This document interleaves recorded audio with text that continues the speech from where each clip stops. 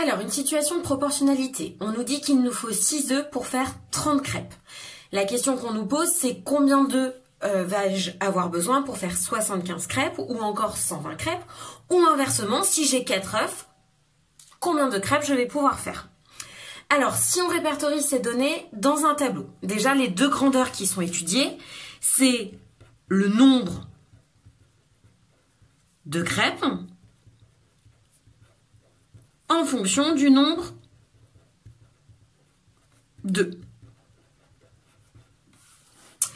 Alors, je regarde. Ici, on nous dit 6 œufs, je pourrais faire 30 crêpes.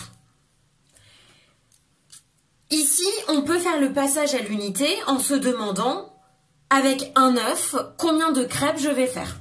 Donc, si j'ai 6 fois moins d'œufs, je ferai 6 fois moins de crêpes, puisque c'est une notion de proportionnalité. Non, 6, combien de fois 6? Donc là, j'ai le passage à l'unité. Et par chance, ici, c'est une méthode qu'on peut appliquer facilement, puisque 30 est un multiple de 6. Dans 30, combien de fois 6? Ça y va 5 fois. Donc, ce passage à l'unité nous dit qu'avec un œuf, on fera 5 crêpes. Ce qui nous donne aussi le coefficient de proportionnalité. Pour passer de la deuxième à la première ligne, il faut faire x 5 qu'on aurait pu trouver en se demandant dans 30 combien de fois 6. Dans 30 combien de fois 6 et on aurait trouvé 5 de la même façon.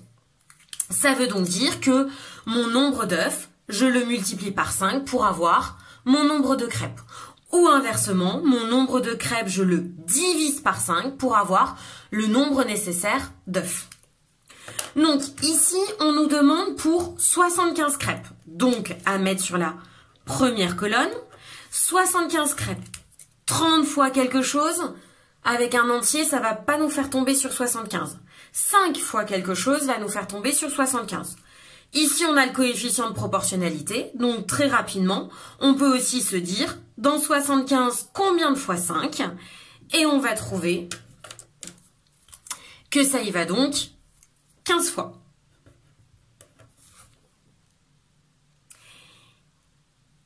Deuxième question pour 120 crêpes.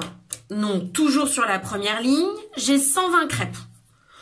On peut toujours utiliser le coefficient de proportionnalité, ou alors constater que 30 fois 4, ça nous donne 120. Et que donc 6 fois 4, ça nous donne 24. Il nous faut donc 24 œufs pour faire 120 crêpes. Dernière question, cette fois-ci on nous demande avec 4 œufs combien de crêpes.